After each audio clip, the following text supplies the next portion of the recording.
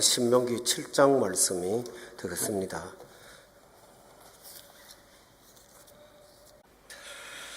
어떤 한 가정이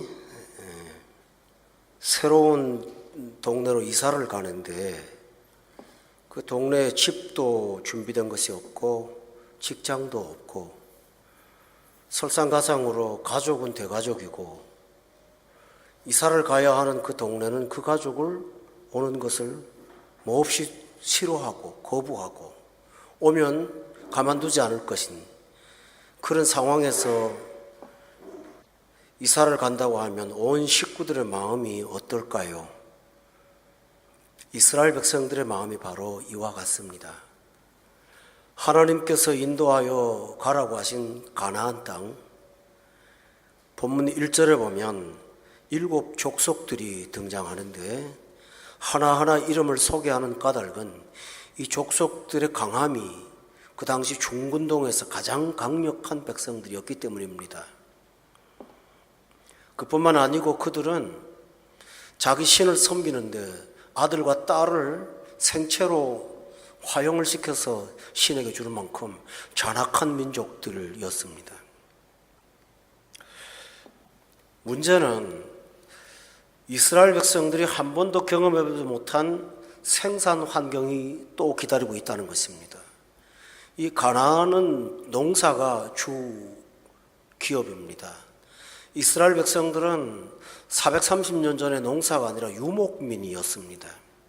농사의 경험이 별로 없습니다. 애굽에 가서 430년 동안 건축 일을 주로 했습니다.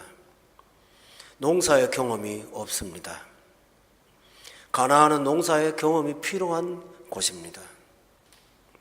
이곳에 들어가는데 문제는 가나안의 농사의 농법은 귀신을 섬기는 것과 관련되어 있다는 것입니다. 모든 농사의 절기들이 악령을 섬기는 축제와 관련이 되어 있기 때문에 농사를 지어서 먹고 살려면 그들의 문화에 참여하지 않고는 불가능하기까지 이르렀습니다. 이런 악조건을 앞에 놓고 하나님께서 그곳으로 그들을 인도하여 주셨습니다. 오늘 우리가 사는 세상도 똑같습니다. 예수 믿는 사람의 경건함을 가지고 가서 먹고 살만한 환경을 주신 것은 하나도 없습니다. 환경을 보면서 살아간다면 여러분은 이스라엘 백성보다 더 절망하게 됩니다. 왠지 아십니까? 이스라엘 백성들은 40년 동안 기적을 매일매일 경험하고 살았던 사람들이라 그래도 하나님의 능력을 목격하며 체험하고 살았던 사람들입니다. 그런데 우리는 어쩌다가 하나님의 능력을 경험은 하긴 했지만 대부분의 삶에서 그런 일들을 경험하지 못했기 때문에 그뿐만 아닙니다. 우리는 과거에 애굽에 살았던 430년의 종살이처럼 믿음의 삶보다는 불신의 삶을 훨씬 더 많이 살았기 때문에 우리 삶의 구조는 아직도 죄송하지만 불신자입니다.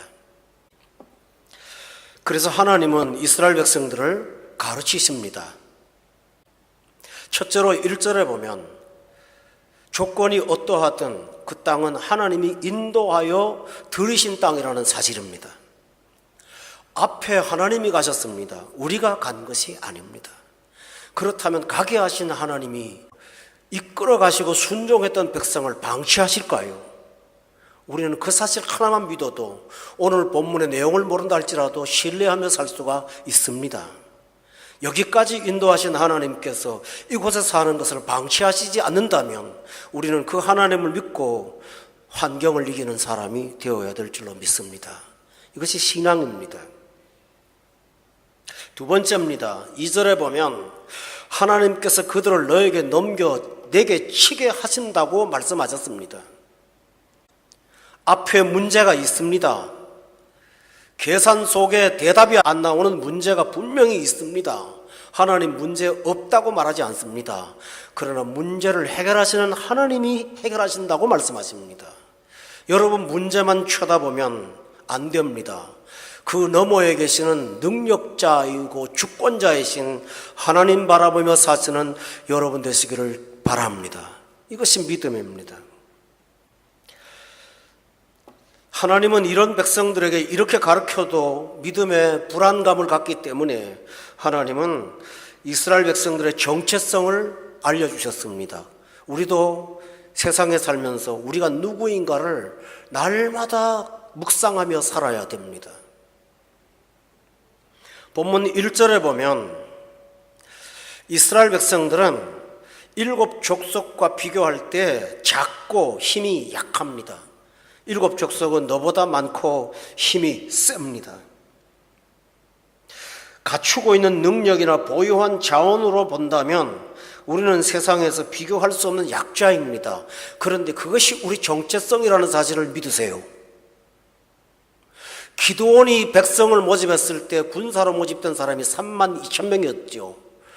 그런데 하나님께서는 그들 중에 추리고 추려도 300명만 데리고 가게 하셨습니다. 32,000을 갖고 싸우는 것은 이스라엘이 아닙니다. 300을 갖고 싸우는 것이 이스라엘입니다. 그런데 우리는 32,000이 없다고 두려워합니다. 그러나 300을 치러주신 하나님을 찬양하시기 바랍니다. 이것이 우리 믿음입니다. 32,000 갖고 그대로 싸웠더라면 그 중에서 2만 명 넘는 사람들이 아마 분란을 일으켜서 그 전쟁조차 못하게 했을 것입니다. 현대 전법으로 통해서도 그것은 맞는 말입니다. 그러므로 우리가 강자가 아니라는 사실을 한시라도 잊지 않기를 바랍니다. 이 말을 왜 말씀드린 줄 압니까? 예수 믿는 사람들이 세상에 나가 살면서 어떻게든 강자가 되려고 노력을 합니다. 약자로 살면서 은혜로 사는 것보다는 세상하고 견주어 볼 때 약해지지 않으려고 무지하게 노력을 합니다. 왠지 아십니까? 그것이 자기 정체성이라고 생각하기 때문입니다. 아닙니다. 결코 아닙니다. 두 번째입니다. 본문 7절에 보세요. 거기 보면 여호와께서 너희를 택하신, 중간에 말씀드리죠. 그것은 수요가 많기 때문이 아니라 우리에게 어떤 강점이 있기 때문이 아니라는 말입니다. 너희는 오히려 모든 민족 중에 가장 작다고 했습니다. 그냥 작은 것이 아니라 가장 작은 존재입니다. 비교점이 없는 가장 밑바닥입니다. 그런데 거꾸로 생각하면 세상에 근거를 두는 사람들은 이것 때문에 낙담합니다. 하나님의 나를 가장 작게 만드세요 라고 합니다. 그런데 성경은 가장 작은 것이 너의 정체성이라고 말합니다. 여러분, 하나님은 전능자이십니다. 많아야 그분이 승리하십니까? 없어도 만드시는 분이심을 믿으시기 바랍니다. 따라서 하나님은 작든 크든 그건 관계없습니다. 그런데 하나님에게는 작은 것이 더 좋습니다. 왜 그럴까요? 작기 때문에 하나님을 바라봅니다. 안 작으면 자기 갖고 있는 거 쳐다봅니다. 인간이 다 그렇습니다. 그거 갖고 계산하고 그거 갖고 계획하고 그거 갖고 미래를 설계합니다. 아무것도 없으면 하나님이 계획이고 하나님이 미래가 됩니다. 할렐루야. 이보다 더 확실한 게 어디 있을까요? 또 하나 있습니다. 8절에 보세요. 거기 보면 하반절에 보니까 너희를 그 종되었던 집에서, 여러분 이스라엘 백성들은 과거에 누구였나요? 종이었습니다. 노예였습니다.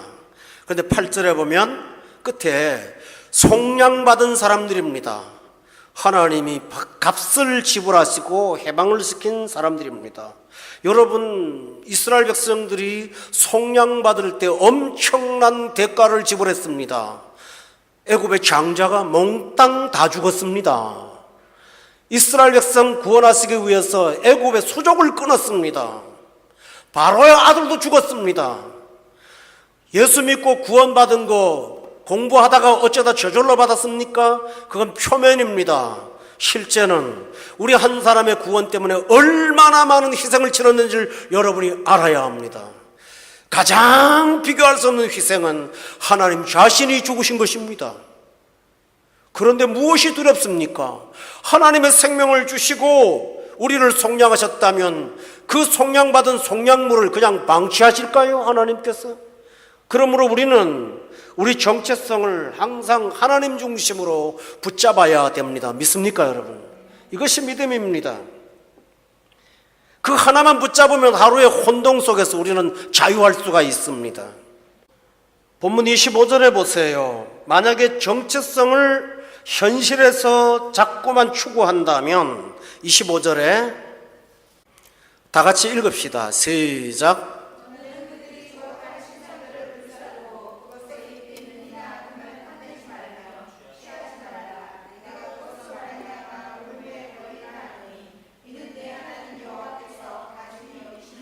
여기 중요한 구절은 올무에 걸린다는 말입니다. 여러분 기억하십니까? 죄를 짓지는 않았지만 죄에 얽매이기 쉬운 환경이 있다고 히브리서는 말합니다.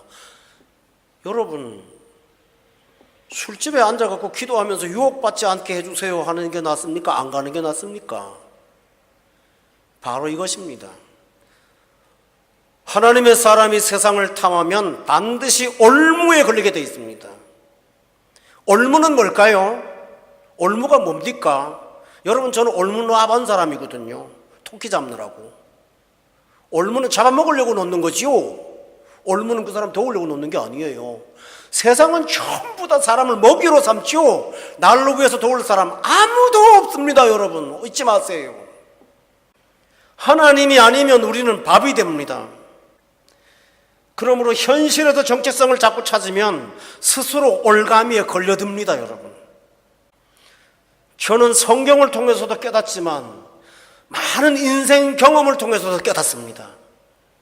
올무에 걸린 사람 중에 헤어나온 사람을 제가 보지 못했어요.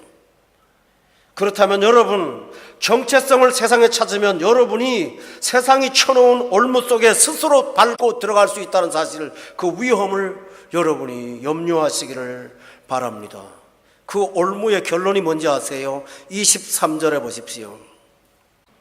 올무가 세상이 아니에요. 내 하나님 여호와께서 그들을 내게 넘기시고. 누가 올무입니까? 세상의 올무에 들어가면 심판은 하나님이 하신다고 돼 있어요. 여러분 사람이 나를 해하려면 내가 힘이 세면 벗어날 수 있습니다. 그러나 하나님이 치시겠다고 할 때 벗어날 사람이 있습니까? 그 손에 들어가면 두려운 것입니다. 이 사실을 알면 우리가 세상에 빠져서 스스로 파멸에 빠지는 어리석은 일을 하지는 않게 될 것입니다. 그러므로 여러분 세상을 부러워하지 마시기를 주의 이름으로 축원합니다. 세상 부러워하면 이스라엘 백성들처럼 됩니다. 두 세상 부러워합니다. 떠났던 애굽 부러워하고 앞으로 찾아갈 가나안 부러워하고 여기저기 다 부러워하는데 한 가지 부러워하지 않는 게 있습니다. 구원받은 나에 대한 가치를 몰라요. 저는 목사 안수받기 하루 전날 밤 잠을 이루지 못했습니다. 과연 내가 합당한 사람인가? 두려웠습니다.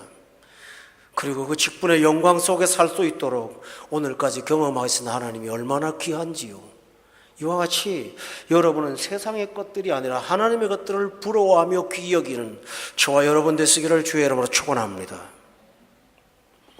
제가 어린 시절 자라왔던 주일학교 다녔던 제 모교라고 할 수 있습니다. 그 교회 공동 묘지가 있어요. 거기는 한국의 유명한 정치인으로부터 시작해서 그 교회에서 배출된 아주 굉장한 인물들이 많이 있습니다. 그런데 비서교요, 아무개 회장이라고 쓴 거 하나도 없고요, 국회의원이라고 쓴 거 하나도 없고요, 부통령, 국무총리 다 있었거든요. 하나도 없습니다. 다 장로, 성도, 집사, 권사. 그게 제가 본 다입니다. 이 땅의 직분은 죽으면 다 아무것도 아닙니다. 그러나 영광의 직분은 죽어도 영원한 것입니다. 이보다 더 귀한 거 어디 있을까요? 그러므로 세상을 부러워하지 말고 하나님 백성으로서의 정체성에 자긍심과 자부심을 갖고 사시기를 주의 이름으로 축원합니다. 그것이 하나님의 사랑입니다. 우리가 누구입니까? 하나님 안에 사는 자일 뿐 아니라 하나님 사랑 안에 사는 사람입니다. 이 정체성을 기억하십시오. 6절에 보면 하나님은 너는 여호와 내 하나님의 성민이라. 여기 성민이라는 말은 하나님이 구별시켜서 따로 떼어놓은 존재라고 말씀하셨습니다. 내 하나님 여호와께서 지상 만민 중에 너를 택했다고 말씀하셨습니다. 하나님의 택한 바 된 사람이 바로 우리라는 사실을 기억하십시오. 선택만 하셨을까요? 7절에 보세요. 여호와께서 너희를 기뻐하신다고 되어 있습니다. 제가 얼마 전 가슴 아픈 얘기를 하나 들었습니다. 한국에 고아된 어린 아기를 미국 부부가 입양을 했습니다. 귀한 일이죠. 그런데 재산권의 문제가 침해될까 봐 자식이 성인이 될 때까지 시민권을 만들어주지 않았습니다. 아이가 자기도 모르게 영주권자로만 살았는데요. 학교에서 무슨 잘못으로 인해서 추방을 당했어요. 한국이라고는 평생 한 번도 가본 적이 없으니 그 아이는 한국 사람이 아닙니다. 그래서 스스로 목숨을 끊었어요. 이것이 아픈 이유는 뭘까요? 입양을 했으면 그 자녀의 미래까지 담보해야 되지 않을까요? 그게 사랑 아닙니까? 하나님이 우리를 택하셨습니다. 택하고 방치하실까요? 아닙니다. 끝까지 우리를 지키십니다. 부르신 하나님께서 우리를 방치 아니하시고 기뻐하신다는 사실을 믿으시기를 바랍니다. 본문 13절과 14절에 보면 기뻐한다는 사실은 매우 구체적인 현실로 나타납니다. 13절에 곧 너를 사랑하시고 그 다음에 뭐라고 그랬나요? 복을 주십니다. 그 복이 뭔가요? 번성하게 하시되 주리라고 조상들에게 맹세하신 땅에서 너뿐만 아니라 너의 소생에게도 은혜를 베푸시고 토지 소산과 곡식과 포도주와 기름을 풍성하게 하시고 내 소와 양을 번식하게 하시리니. 14절 다 같이 읽어보세요. 시작.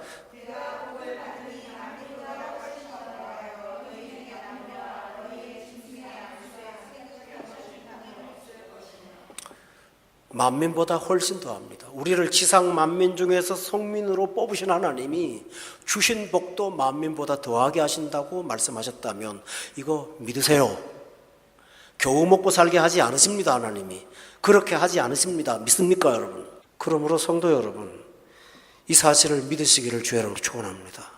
이렇게까지 말하는데도 하나님을 안 믿고 염려와 걱정으로 스스로 몸을 고통스럽게 하는 사람은 그건 뭘까요?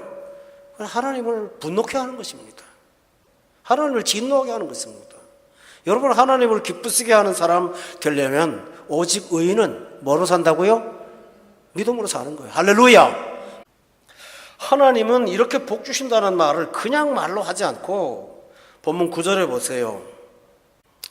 그 말씀을 언약이라고 표현하십니다. 하나님이 이행하실 언약, 약속한 거다. 언약이다. 근데 언약을 그냥 하셨다일까요? 8절에 보면 조상들에게 맹세까지 하면서 이 말을 했다고 말씀하십니다. 내가 맹세까지 한다고. 성도 여러분, 하나님은 말씀이시잖아요. 하신다면 하는 건데 왜 맹세까지 합니까? 인간의 연약함 때문에 하나님이 맹세까지 하시면서 복 주고 준다고. 그래서 히브리서에 보면 맹세하실 자가 맹세할 분이 없는 분이 맹세까지 하시면서 복을 주신다고 말했다고 말씀되어 있습니다.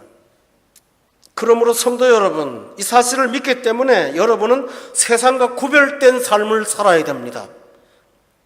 본문 2절에 보세요. 하나님은 우리와 언약을 했습니다마는 우리는 세상 사람과 연결되지 말아야 됩니다. 결별하고 살아라는 말이 아니죠. 2절에 보세요. 그들과 어떤 언약도 하지 말 것이고, 굉장히 중요한 내용이 하나 나옵니다. 어느 정도 신앙생활하는 사람들은요, 세상을 부러워하지는 않습니다. 오늘 여러분 계실 그럴 거예요. 그리고 세상에 대한 마음이 살짝 가면 죄가 느껴집니다. 양심의 가책이 느껴집니다. 그런데요, 세상에 우리를 끌고 가는 더 무서운 무기가 하나 있어요. 그거는요, 우리가 양심의 가책이 아니라요, 하나님의 뜻이라고 착각을 해요. 의라고 생각을 해요. 그게 뭔지 아세요? 본문 2절에 보면 끝에 그들을 불쌍히 여기는 거예요. 사회 세상 속에는 약자가 있고 강자가 있습니다. 가진 자가 있고 못 가진 자가 있고, 착취당하는 사람이 있고 빼앗는 자가 있습니다. 여러분이 이 세상을 어떻게 아시는지 모르지만 사실 경험으로 말하면 여러분이 제가 살았던 삶을 저는 모르시니까 얼마나 착취가 얼마나 무서운 것인지 여러분 경험하지 못할걸요. 아마 저처럼 경험한 분이 없을 겁니다. 여러분이 저만큼 경험했다면 분노 속에 살게 될 거예요. 18살이가 한 달 내내 어른 땅을 파고 나서도 강자들에 의해서 그 인건비 하나도 받지 못하고 쫓겨난 그 추운 겨울날을 저는 잊을 수가 없습니다. 그런 일이 한두 번이 아니었어요, 저는요. 동대문에서 노가다 할 때도 마찬가지입니다. 그런데 문제는 뭔지 아세요? 그런 자들에 대한 불쌍히 여김 때문에 세상에 자기도 모르게 끌려가는 거예요. 그래서 세상에 참여하는 거예요. 하나님의 방식이 아닌 다른 방식으로 분노하기 시작하는 거예요. 그러면서 그것을 매우 정당하게 생각하는데 그 정당 속에 어떤 상대를 향해서는 분노와 적개심이 계속 쌓기 시작합니다. 여러분 과연 옳을까요? 주님은 말한지 압니까? 불쌍히 여기지 말아라. 우리가 성경을 보면 이해가 안 되는 게 하나 있습니다. 하나님이 사울왕한테 아말렉을 진멸하되 어린애까지 다 죽이라고 합니다. 가서 어른이야 그런다 하지만 노약자까지 죽인다는 게 이게 생각이 됩니까, 여러분? 그런데 우리가 하나님의 윤리가 아닌 자기 윤리로 보면 하나님 못 따라가요. 왜 그렇게 하시는지를 전혀 몰라요, 우리는요. 그래서 조금 성경을 안다는 분은 그거 갖고 따집니다, 나한테. 그런 사람 여러 봤어요. 어떻게 하나님이 그러시냐고. 구약의 하나님은 너무 무섭다고. 나중에 보면 압니다. 하나님이 왜 그 일을 하게 하셔야 되는지를. 무서운 하나님의 사랑입니다. 그런데 가나안에 들어가서 그들을 불쌍히 여깁니다. 여러분, 사사기가 바로 그겁니다. 어떤 자들한테는 강하게 하면서 어떤 자는 불쌍히 여겼는데 그 불쌍히 여겼던 상대가 나중에 이스라엘을 무너뜨립니다. 부러움도 문제가 되지만 동정심도 문제가 됩니다. 그러므로 여러분의 기준은 여러분의 동정심이 아니라 하나님 말씀이 되시기를 주의 이름으로 축원합니다. 이보다 더 귀한 거 없습니다. 제가 병원 교회를 목회하는데요, 전 그때 목회를 참 열정적으로는 했지만 지금처럼 이렇게 영적인 어떤 노련함 같은 거 없었습니다. 병원 교회 목회할 때 정말 열정만 하나 있지 기술도 기교도 없었던 사람이었는데요. 신문 기자들이 취재하러 오질 않나, 잡지사에서 특집으로 다루질 않나, 저 언론에 많이 올라갔어요, 여러분들이요. 딱 하나입니다. 뭔지 아세요? 동정심 때문에. 와보면 모두가 다 동정심의 대상이라서 주목을 받은 적이 있었습니다. 여러분, 제가 만일에 착각했다면 내가 대단히 목회 잘하는 사람으로 알았겠죠. 그러나 그 동정심을 깨뜨리고 그 영혼들의 죄성을 보면서 로마서로 죄를 가르치기 시작했고, 제자훈련을 통해서 하나님 앞에 나오는 것이 우리가 죄인이라는 심각한 사실을 가르치기 시작할 때 양극단이 생기더라고요. 저를 사랑이 없는 목사로 매도하는 다수의 교인들의 그룹이 생기기 시작했고, 그리고 진짜 거듭나는 생명들이 나타나기 시작했습니다. 교우 여러분, 여러분의 신앙의 양심과 인간의 본성에 근거한 동정심이 서로가 혼란에 빠지는 일이 없도록 분별력이 있기를 주의 이름으로 축원합니다. 부러움 때문에는 끌어들이지 않지만 불쌍히 여기는 것 때문에 그들을 돕다가 자신도 모르게 그들 속에 들어가서 살게 됩니다. 그러게 되면 본문 4절에 보세요. 그가 너의 아들을 유혹하기 시작합니다. 그래서 그가 여호와를 떠나게 됩니다. 그리고 다른 신들을 섬기게 된다고 기록되어 있습니다. 그러므로 성도 여러분, 우리가 정체성을 바로하면서 우리는 세상과 구별된 성민이라는 사실을 기억하면서 세상을 따름이 아니라 여러분의 인간적인 정서를 따르는 것이 아니라 우리의 생각과 감성이 그리 아니할지라도 하나님 말씀을 기준으로 삼고 교정되시기를 주의 이름으로 축원합니다. 말씀이 이렇다면 이렇게 따라가는 것이 하나님의 법도가 아닐까요? 그것이 바른 것입니다. 여러분, 이렇게 예수님 말했죠. 내가 곧 길이요. 내가 지금 길이야. 내가 길이야. 내가 진리야. 그 안에 생명이 있어라고 말하지 않습니까? 그러므로 예수만이 길임을 믿으시기를 주의 이름으로 축원합니다. 이것이 가장 소중한 일입니다.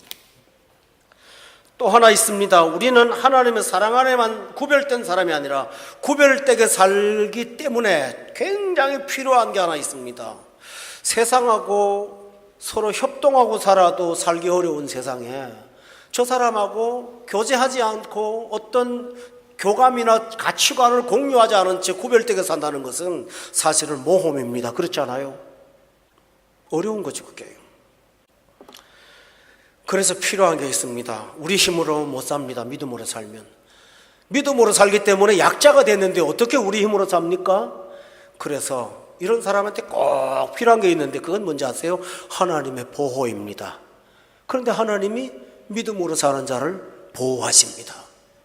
본문 19절에 보세요.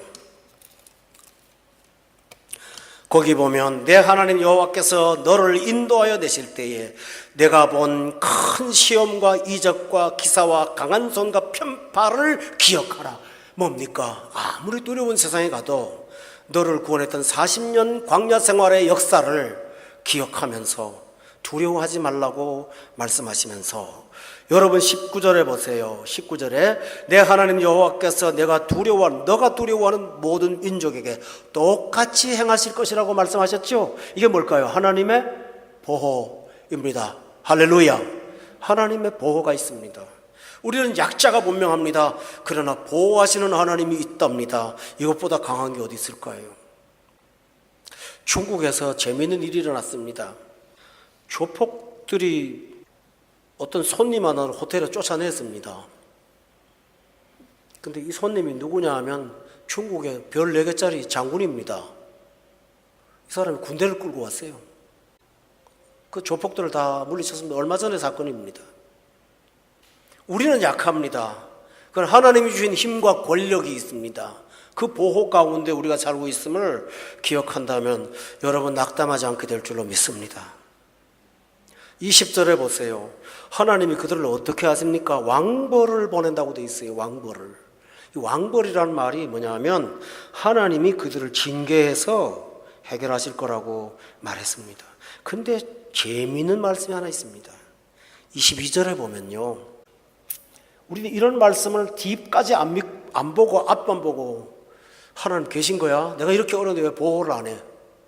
라고 할 때가 있습니다. 더 읽으셔야 됩니다. 22절에 보면 보호의 방법이 나옵니다. 내 하나님 여호와께서 이 민족들을 내 앞에서 완전히 쫓아내지 않고 뭐라고요? 조금씩 쫓아내는데 그 이유가 너는 그래서 그걸 급하게 멸하지 말아라. 좀 남겨둬라. 왜냐 들짐승이 번성하여 너를 해할까 하노라. 교우 여러분, 우리를 괴롭히는 우리의 삶을 위협하는 모든 문제가 싹 사라지면 평화가 올 거라고 생각하십니까? 이 세상이 존재하는 한 새로운 문제들이 항상 등장하게 되어 있습니다. 어떤 사람이 한국에서 독특한 식당 하나를 했습니다. 먹어보지 못한 음식에 사람들이 궁금해서 찾아오기 시작하면서 갑자기 미어 터지기 시작했습니다. 그 요리가 불닭갈비입니다. 한 집이 잘 된다고 하니까요, 한 달, 2달, 1년 지나니까 그 라인 전부가 불닭갈비가 됐어요. 다 망해갑니다. 여러분, 세상이 잘 돼도 어려워요.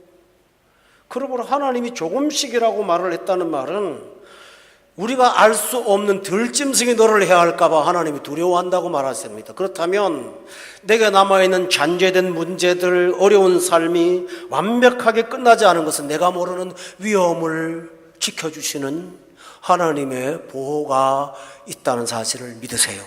이게 하나님이십니다. 본문 23절, 24절에 보면 과정입니다. 내 하나님 여호와께서 그들을 내게 넘기시고 그들을 크게 혼란하게 하여 마침내 진멸하시고 24절에 너를 당할 자가 없이 내가 마침내 그들을 진멸할 것이라고 말씀을 하셨습니다. 그러므로 성도 여러분, 믿음으로 말씀 따라 사시되 그 과정에서 하나님의 보호를 믿고 사시기를 바랍니다. 이 보호입니다. 그럼 왜 그렇게까지 힘들게 가나안에 가서 살아야 되느냐? 그러지 말고 전능하신 하나님이 가나안 가지 말고 그냥 광야에다가 비를 잔뜩 내리셔갖고 옥토를 만들어주면 되지 않습니까? 그죠? 그렇죠. 땅도 물도 만들어주시고 비도 주실 수 있는 하나님이 그걸 못하십니까? 굳이 거기 가 살게 해요. 빈 땅 많은데. 기억할 사실 하나 있습니다. 우리 예수 믿는 사람 먹고 살고 잘 먹고 잘 살기 위해서 여기저기 다니는 거 아닙니다. 예수 믿는 사람은 소명이 있기 때문에 사는 것입니다. 소명 때문에 부름받고 소명 때문에 가는 거예요. 그래서 가나안 가는 거예요. 가나안 안 가도 살아요. 40년 동안 아침 저녁 내려왔던 음식 있잖아요. 거기 안 가도 문제 없어요. 그런데 하나님이 굳이 가게 하신 게 뭘까요? 소명이에요. 악한 세상 가나안에 가서 하나님 말씀대로 살면서 복받는 모습을 보여주라는 거예요. 싸우는 게 아니고요. 너희들은 우상 섬기고 헛신 섬기고 잡신 섬기고 부도덕한 일을 하면서 온갖 못된 짓 해가지고 먹고 살지만 그런 거 하지 않고도 하나님 기쁘시게 하면서도 복받고 사는 모습을 보여주면서 가나안이 하나님 앞에 돌아오기를 바라시는 그 수단이 이스라엘 백성이에요. 아멘. 그래서 하나님이 그 어려운데 가라고 하신 거예요. 가라고 하신 거예요. 그래서 뭐라고 합니까? 6절에 보세요. 여기 7장 6절에 보면 이렇게 말씀하세요. 6절에 너는 여호와 내 하나님의 성민이라 내 하나님 여호와께서 지상 만민 중에서 너를 그 다음에 뭐라고 그랬나요? 그냥 백성이 아니에요. 자기 기업의 백성이라고 했어요. 기업이 뭘까요? 하나님이 운영하시는 기업이라는 뜻이죠. 기업이라는 한글말은 적절한 번역이 되지는 못해요. 소명의 집단이라는 뜻이거든요. 기업 그러니까 돈벌이 하는 것 같은 느낌이 드는데 이것이 아니고 하나님이 주신 소명의 집단으로 거기 가서 사는 거예요. 그래서 순종으로 복받고 사는, 찬양하면서 복받고 사는, 기뻐하면서 믿음으로 사는, 그럼에도 불구하고 적과 꿀이 흐르는 땅에서 풍요하게 사는 그 모습을 통해서 믿음의 삶이 얼마나 복된 삶인가를 보여주라고 하신 것이 하나님이 가나안에 보내신 목적입니다. 저와 여러분을 마침내 그리하실 줄로 믿으십시오. 우리의 눈에 그 열매를 보도록 하시는데 어때까지요? 하나님이 9절에 보니까 뭐라고 그랬나요? 우리의 이 수고가 어디까지 이어질까요? 9절에 보니까 천대까지 이 은총이 진행될 거라고 믿었습니다. 여러분, 잠깐의 순종이 영원한 복으로 바뀐다는 사실을 믿으세요? 이게 하나님의 은혜입니다. 그러므로 성도 여러분, 현재의 고난은 장차 나타날 영광과 좋게 비교할 수 없음을 항상 믿으십시오. 그리고 그 믿음으로 세상에서 하나님 백성으로서의 그 행복과 하나님의 형상을 드러내는 저와 여러분 되시기를 예수님 이름으로 축원합니다. 기도하겠습니다.